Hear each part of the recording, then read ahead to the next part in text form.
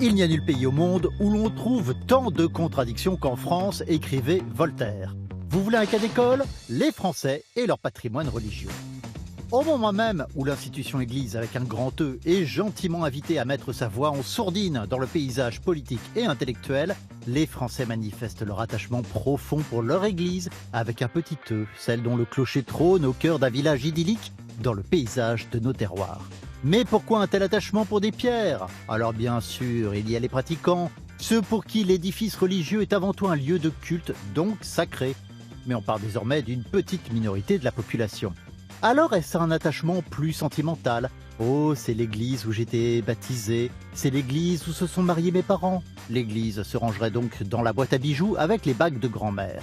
Mais cela n'explique pas le sentiment de drame unanime devant Notre-Dame de Paris en feu. Il y a plus que de l'émotion, plus qu'une perte de repère architectural et historique. Il s'est joué quelque chose d'intime, de spirituel. Et on se met alors à écouter différemment tous ceux qui nous disent « Je ne suis pas catholique, mais j'aime me recueillir dans une église ». Bref, ça questionne. Les Français et le patrimoine religieux, une histoire sacrée ? Et pour tout vous dire, ça fait un petit moment que cette question nous trotte dans la tête. C'est un peu notre ADN, puisque je vous rappelle que chaque dimanche, nous vous proposons de vivre une messe dans une église différente en France. Bonjour à tous et bienvenue. J'espère que vous avez passé un bel été. Vous en avez peut-être profité pour visiter des églises qui, bien souvent, même dans les petits villages, cachent des trésors inestimables qui vont bien au-delà de la valeur artistique. C'est ce que nous allons voir avec mon invité ce matin, Isabelle de Saint-Martin. Bonjour. Bonjour. Merci d'être avec nous. Vous êtes historienne de l'art et des religions. Et j'aimerais ensemble qu'on commence par une photo qui va vous rappeler quelques souvenirs. Et à vous aussi également, bien entendu.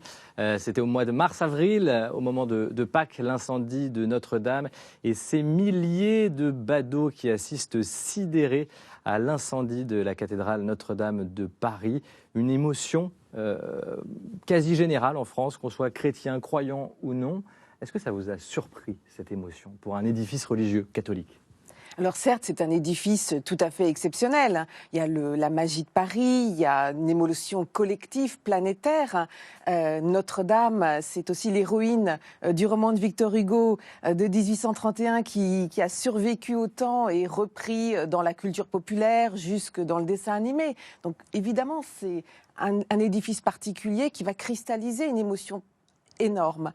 Mais je crois qu'il y a plus que ça. Il y a une dimension spécifique du rapport à ces édifices religieux que sont les cathédrales, qui suscitent ce sentiment de patrimoine commun, d'émotion partagée, qui est particulière. Et je voudrais rappeler une phrase de Marcel Proust, alors pas quelqu'un de confié en dévotion, on le situe, à la veille de la loi de séparation des églises et de l'État.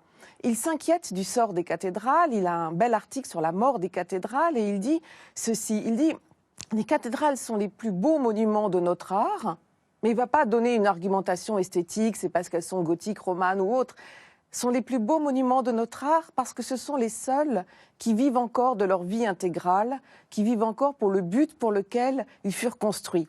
Donc il y a quelque chose qui traverse le temps. Ça veut dire quoi, que c'est de l'ordre de l'émotion, des racines, presque c'est viscéral presque. Voilà, et c'est un monument historique et esthétique bien sûr, mais qui est toujours vivant de ce pourquoi il fut construit. Et donc ça va intéresser, ça va toucher des écrivains, des auteurs, des artistes dans ces mêmes années-là, Auguste Rodin, Maurice Barrès, qu'on voit évidemment plus naturellement du côté catholique, mais qui se définit comme catholique athée et catholique par patrimonialisation en fait essentiellement, et qui va lancer sa grande campagne sur la grande pitié des églises de France pour arriver à une loi de protection du patrimoine telle qu'on la connaît aujourd'hui et qui est une spécificité française d'avoir dans un régime de laïcité un patrimoine religieux qui appartient, pour ce qui est construit avant 1905, qui appartient aux communes ou à l'État, en tout cas aux collectivités publiques, mais qui a pour affectataire exclusif, gratuit et permanent, le culte catholique pour la très grande majorité. Donc c'est un paradoxe qui est en fait très protecteur. Pour les édifices religieux. Voilà. Et donc, Isabelle Saint-Martin, justement aujourd'hui, là c'est pour l'histoire, et pour la population française aujourd'hui qui n'est plus tellement pratiquante, justement, cette émotion, qu'est-ce qu'il y a derrière pour vous ? Mais excusez-moi, je vais revenir encore un peu dans l'histoire parce que je crois que c'est pas à couper. L'histoire et le présent sont complètement imbriqués dans cette affaire-là. Et c'est bien d'avoir un regard sur la longue durée. Et je vais reprendre Victor Hugo que j'évoquais pour son roman Notre-Dame de Paris. Eh bien, au moment où se met en place la protection du patrimoine historique, pas que les églises bien sûr, mais elles sont très importantes dans ce patrimoine, ce sont des gens comme Hugo, Mérimée, Viollet-le-Duc, qui ne sont pas spécialement des croyants, voire même des anticléricaux, comme Mérimée et Viollet-le-Duc, qui vont être très actifs. Alors, je ne dis pas que ce sont les seuls. Il va y avoir aussi un côté catholique avec, par exemple, le comte Charles de Montalembert, qui a une très belle formule. Il répond au texte de Victor Hugo, « Guerre aux démolisseurs ». Il répond en donnant toute sa foi pour ces édifices, où il distingue ceux qui y vont pour rêver et admirer, là où nous allons adorer et prier. Donc il revendique bien cet usage religieux de l'édifice. Mais il va être avec ceux qui veulent protéger ce patrimoine de tous, ce bien commun. La réflexion, le mot patrimoine n'a pas encore, dans ces années 1830, le sens qu'on lui connaît aujourd'hui. Mais c'est un sens qui s'invente, et qui s'invente en dialectique avec le terme vandalisme. Vandalisme, c'est un mot qui a été développé, popularisé, si on veut, par l'abbé constitutionnel, l'abbé Grégoire, à propos du vandalisme sur les biens nationaux, les biens qui appartiennent à tous, qui sont devenus propriété de la nation, par expropriation en l'occurrence. Et donc cette réflexion vandalisme-patrimoine, ça traduit un attachement spécifique à des édifices qu'on veut préserver au-delà du temps, au-delà de leur destruction naturelle. Et c'est encore le cas aujourd'hui. Et aujourd'hui, effectivement, moi, ça ne me surprend pas tant que cela de voir que parmi ceux qui se sont les plus manifestés pour faire des dons, pour déclarer leur attachement à Notre-Dame, bon, bien évidemment des catholiques, mais on va dire c'est normal, mais également beaucoup de non-croyants ou de personnes qui ne revendiquent ni l'un ni l'autre, mais tout simplement un attachement à un édifice qui marque de manière spécifique l'urbanisme. Combien il y a d'édifices religieux catholiques en France ? On arrive à les comptabiliser ou pas ? Environ, c'est un compte difficile, catholique uniquement, environ 45 000. C'est beaucoup. Environ, hein. C'est beaucoup. Et pour la plupart, il s'agit de petites églises dans des villages. Et un patrimoine auquel les Français sont particulièrement attachés. Pour preuve, un peu partout en France, eh bien, des bénévoles travaillent à la restauration de ces églises, parfois anciennes. Regardez dans ce petit village de Saône-et-Loire.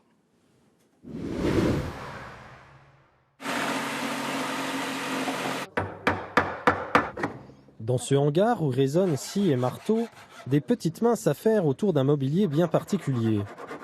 On dégraissera un petit peu le fond de l'assemblage pour le faire avancer. Des bancs d'église qui ont bien besoin de faire peau neuve. Pour moi, ce mobilier, je considère qu'il a comme une âme. Il a été réalisé à la main, avec un certain savoir-faire. Et c'est intéressant de conserver ce savoir-faire et de garder dans l'Église les choses qui ont été faites pour l'Église.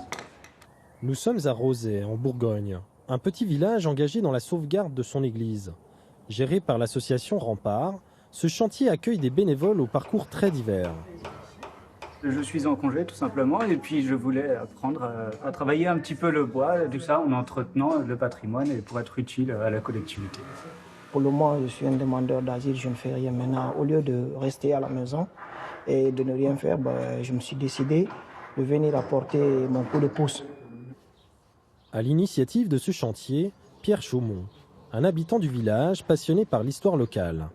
À l'origine de son engagement, une découverte surprenante. Tout a commencé ici, à la jonction de la voûte. Une gouttière a fait tomber l'enduit de plâtre qui recouvrait entièrement l'église et a dégagé donc ces traces de couleur rouge et bleu. On a fait un sondage et on a vu apparaître ce décor. J'ai demandé aux techniciens qui avaient fait ce travail s'ils accepteraient d'encadrer des chantiers de bénévoles pendant l'été. Au fil des années, Luigi et les bénévoles ont révélé dans cette église des décors muraux cachés et effectué divers travaux, comme aujourd'hui sur le fameux mobilier. C'est encore concret. Là, si on ne fait rien, dans peu de temps, ils sont perdus, quoi. Pour ces jeunes, intervenir dans la rénovation d'un édifice religieux n'est pas anodin, notamment pour Ibrahima qui est musulman. C'est un endroit, sincèrement, qui mérite d'être restauré et, sincèrement, on doit donner un coup de pouce parce qu'ici, il y a une représentation de Dieu. Ça ne change pas grand-chose pour moi par rapport à un lieu qui soit pas du tout cultuel. C'est plutôt le fait que ce soit un espace qui a une importance pour les gens qui vivent autour qui m'intéresse. Je ne suis pas croyant. Néanmoins, effectivement, ce sont des symboles et c'était un lieu important. Ce n'est pas un lieu abandonné, donc c'est pour ça qu'il est important de le faire vivre.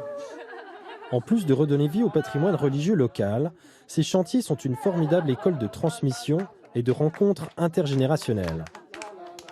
Isabelle Saint-Martin, comme quoi les églises sont fédératrices, quelque part, encore aujourd'hui. Oui, c'est intéressant dans le reportage, cette personne qui disait ça a encore du sens dans le local. C'est ça qui la touchait. Comment vous l'entendez, ça, exactement? Mais justement, dans ce que je vous disais, c'est-à-dire que c'est un monument qui a à la fois un sens historique et un sens contemporain, qui traverse les siècles et qui réalise, je crois, de manière emblématique, ce que Malraux appelle le double temps de l'art. En fait, l'art, il est à la fois de son temps, du passé, de l'histoire, mais également il est contemporain, toujours dans le regard du spectateur, et il va faire réagir une émotion particulière. Et c'est ça qui s'est passé à propos de Notre-Dame ou à propos d'autres grands édifices qui ont vécu des drames ces derniers temps. On sent quelque chose qui relève ce que des anthropologues ont appelé l'émotion patrimoniale. C'est pas simplement un rapport à la mémoire et à l'histoire, c'est de l'expérience vécue, c'est la manière de s'inscrire, de faire sien ce patrimoine et de vivre ce temps d'émotion collective. Expérience de quoi, par exemple, dans ce petit village de Saône-et-Loire? Alors là, il y a une expérience de restauration, évidemment, c'est très fédérateur, et il y en a beaucoup, et c'est absolument magnifique de voir ces exemples où on continue à faire vivre ce bien commun, cette notion de patrimoine collectif. Mais je constate, ça m'a été rapporté à plusieurs reprises là, depuis l'histoire de Notre-Dame, que ça a été vécu de manière si affective que des gens me disent « Ah ben, on redécouvre l'église de notre village, on ne la regardait plus, mais on se met à la revoir avec intérêt. » Et c'est intéressant parce que c'est une réaction très affective, comme quand on a une perte d'un proche dans une famille et qu'on se dit il faudrait peut-être faire plus attention à ceux qui restent. La famille, en fait. Voilà. Et donc, c'est comme une sorte de personnalisation, comme la perte d'un proche. On se rend compte que c'est fragile. On se rend compte que ce n'est pas un donné immuable d'avoir dans notre patrimoine de proximité, parce que ces petites églises, ça fait aussi partie de ce qui nourrit ce patrimoine de proximité auquel on est devenu assez sensible ces derniers temps. Mais on se rend compte que c'est une chance et que c'est fragile. Il pourrait y avoir, et il y en a eu d'autres malheureusement dans l'été, des incendies, des destructions. Et il faut peut-être y faire plus attention qu'on ne le fait couramment. Et qu'on soit chrétien ou non, là encore. Là encore, et curieusement, ça n'a pas été toujours les chrétiens en première ligne sur cette affaire. Il y a eu des époques, si on prend l'histoire un peu moins lointaine que celle que je vous ai retracée, mais sur une cinquantaine d'années, c'est vrai que dans les années 60, 70, parfois, ce n'est pas nécessairement les pratiquants qui étaient les plus attachés à ce patrimoine historique, avec l'idée que justement, il ne fallait pas que les vieilles pierres, que l'église bâtiment se substitue à la vitalité de l'église assemblée, comme si il pouvait y avoir une contradiction. Ça a pu être vécu comme ça. Peut-être le développement du tourisme, encore que ça a toujours été, le tourisme des édifices religieux. C'est pas nouveau. Ah non, c'est pas nouveau. On en trouve des témoignages à travers les siècles, depuis l'Antiquité. On a le sentiment que c'est quelque chose d'assez récent. Mais... Non. Dans les guides, les guides de tourisme, les guides de voyage ont toujours mentionné les édifices religieux comme étant des curiosités à voir. Et ça, je vous dis, on peut remonter des fils de l'Antiquité jusqu'à nos jours. Pour aller plus loin, est-ce qu'aujourd'hui, ça veut dire que ces églises pourraient être assimilées à des lieux de spiritualité pour tous? Alors, qu'on soit croyant, pas croyant, musulman, il y a des musulmans aussi qui sont très touchés par les églises. Lieu de spiritualité, j'aimerais reprendre l'idée de signes utopiques dans la ville. Ça a été développé par des historiens, là aussi, dans les années 70. Et je crois que c'est intéressant. C'est des lieux dont la fonction, l'utilité matérielle n'est pas évidente. On va dire, on pourrait caricaturer en disant finalement, si c'est pour servir que pour la messe du dimanche et encore pas toutes les semaines de nos jours pour beaucoup de ces églises, c'est complètement disproportionné. Mais c'est des lieux justement qui ont une utilité symbolique bien au-delà, et ça a été montré par des enquêtes, y compris des enquêtes dans les années 60, des lieux qui ont une affirmation symbolique qui touche bien au-delà des usagers, je dirais, pour reprendre un terme un peu administratif et volontairement décalé. Il ne suffit pas, enfin il n'est pas nécessaire d'être parmi ceux qui participent à la liturgie dominicale pour être sensible à ce marquage symbolique dans la ville. À la verticalité aussi, sûrement. Je vous propose d'aller maintenant dans un autre village, dans la Meuse, cette fois à la rencontre de Nanou. Alors cette paroissienne a permis de donner une deuxième vie à son église où il n'y a pratiquement plus de culte. Et regardez, Nanou, ça pourrait être vous, son travail est remarquable.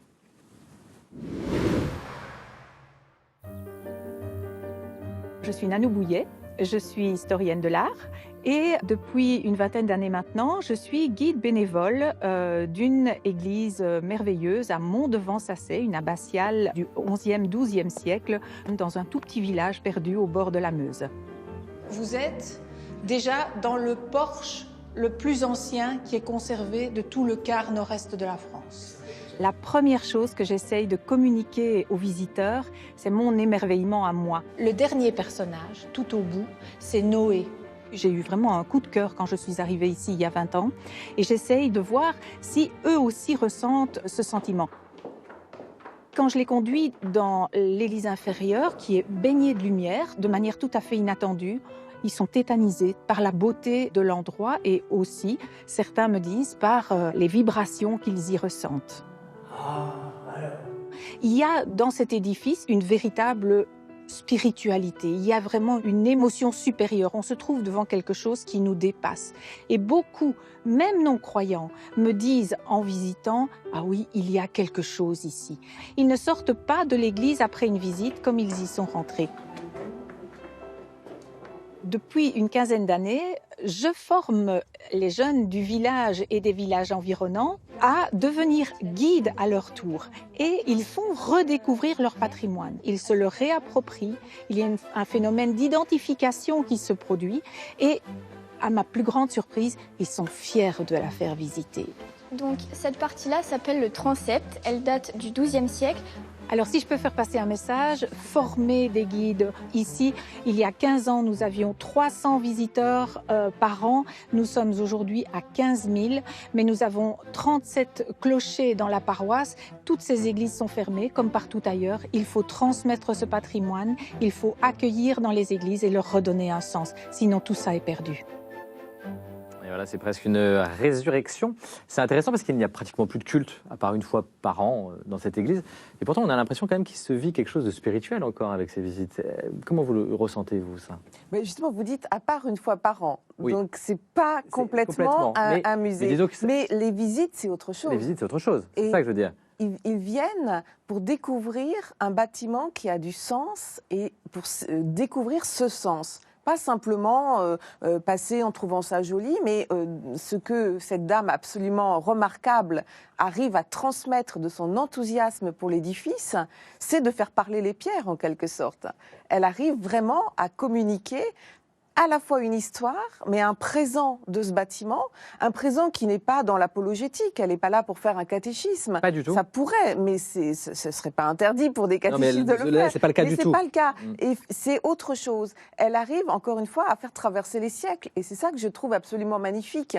Et c'est absolument admirable ce qui a été présenté. Il y a d'autres exemples en France, en Belgique, dans beaucoup de pays qui vont dans ce sens-là et qui s'appuient sur, elle l'a dit dans le reportage, l'idée que l'Église doit être ouverte. Et ça, je crois que c'est effectivement quelque chose d'important. Comment pouvoir conserver et donner de l'attachement dans une commune à un édifice qui serait toujours fermé ou qui ne serait ouvert que pour ce qui est réservé à l'usage cultuel. Donc, ça pose une question. Nanou et ses jeunes guides, notamment des jeunes, c'est intéressant pour la transmission. Qu'est-ce qu'ils offrent en fait au public? Qu'est-ce qu'ils transmettent plus précisément pour vous? pour moi, ils transmettent une intelligence de l'architecture, des œuvres d'art, et ils les prennent au sérieux. Prendre au sérieux, ça paraît un peu rébarbatif, austère. Moi, je crois pas. Je crois qu'il faut prendre le respect. Voilà, c'est du respect. C'est aussi l'idée qu'il y a là quelque chose qui est susceptible d'appartenir à tout le monde, de toucher tout le monde, pas simplement ceux qui ont les codes. Pas simplement les croyants, pas simplement ceux qui vont tout de suite repérer, bien entendu, l'histoire, la narration, savoir repérer le passage des évangiles auquel fait référence tel statuaire. Parce qu'il faut bien comprendre qu'aujourd'hui, on va s'adresser à des visiteurs qui n'ont pas nécessairement ces codes. Alors, est-ce qu'on leur dit, vous n'entrez pas, ou si vous entrez, vous comprenez rien, tant pis pour vous. Il faut pouvoir communiquer sans que ce soit, encore une fois, une démarche qui soit nécessairement apologétique. Et ça a été très bien dit, je crois, également dans des textes de Pastorale de la culture. Le bâtiment église est un pont avec la société contemporaine, indépendamment d'une démarche qui soit de nature confessante ou apologétique. Simplement, ça fait vivre au présent toute une densité, toute une épaisseur de récits, de symboliques, d'intelligence de ces pierres et de ceux qui les ont construits. Ce que vous dites me fait penser à une phrase qui avait fait un peu de bruit à l'époque, qu'il faut essayer de comprendre. C'est Monseigneur Michel Aupetit, l'archevêque de Paris, qui l'avait prononcé après l'incendie de Notre-Dame, pendant une homélie, justement, dans les ruines de la cathédrale. Cette cathédrale est un lieu de culte, c'est sa finalité propre et unique. Il n'y a pas de touristes à Notre-Dame. On peut le comprendre de plusieurs sens différents. Comment vous l'entendez ? Alors c'est vrai que spontanément ça fait réagir parce que 14 millions de touristes, et je ne sais pas si j'ai le bon chiffre, c'est un fait. Alors, et on a tous en tête aussi la fameuse histoire de la conversion de Claudel qui rentre, ce mythe de rentrer touriste et de ressortir pèlerin ou croyant. Je crois que peut-être ce que veut dire Monseigneur Aupetit, je ne suis pas là pour faire son exégèse. En tout cas, ce qui est sûr, c'est que ce que ça peut induire chez les uns et les autres. Voilà, on a bien observé que cette dualité touriste-pèlerin, elle est très difficile à apprécier. Et là, j'ai envie de vous dire encore, depuis l'Antiquité, ces visites d'édifices, elles sont faites par des gens qui viennent pour un regard. On peut être touriste dans un endroit fidèle et paroissien d'un autre. La frontière n'est pas étanche entre touristes et pèlerins. C'est quelque chose qui est beaucoup plus complexe, qui peut être une frontière croyance-incroyance, mais qui peut être aussi des temps, des lieux, des parcours de vie, des moments de loisirs où on va visiter et d'autres où on va venir en priant. Et ça ne peut pas être départagé. Donc c'est peut-être cette subtilité qu'on apprécie dans les études anthropologiques sur le tourisme religieux, entre guillemets, à laquelle faisait allusion Monseigneur Aupetit. Merci Isabelle Saint-Martin. Puis ces églises, la cathédrale de Notre-Dame de Paris évidemment, on en reparlera, mais toutes les églises de France dans vos petits villages sont à découvrir pendant les journées du patrimoine la semaine prochaine. Restez avec nous, l'émission n'est pas terminée. Nous allons continuer d'évoquer notre patrimoine culturel avec notre chroniqueuse culturelle, Constance de Bonaventure. Bonjour Constance. Bonjour. Comment allez-vous ? Très bien, merci. Alors, on va débuter cette chronique avec un livre. On ne pouvait pas passer à côté parce que ça fait beaucoup de bruit, notamment pendant cette rentrée littéraire.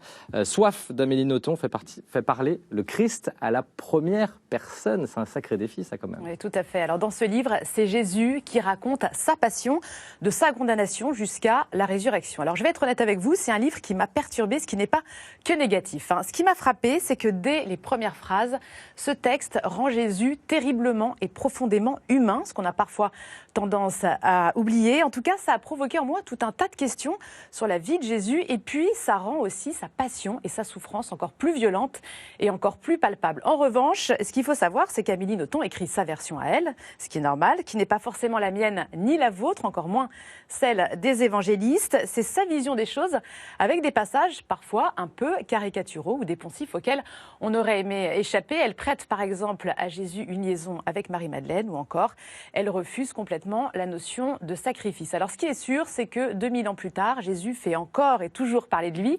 Il est même au cœur de cette rentrée littéraire. C'était un exercice difficile auquel il fallait s'atteler. Amélie Nothomb l'a fait. Soif, c'est publié aux éditions Albin Michel. Ça vous donne envie ? À lire. À lire. Et en tout cas, à lire, oui.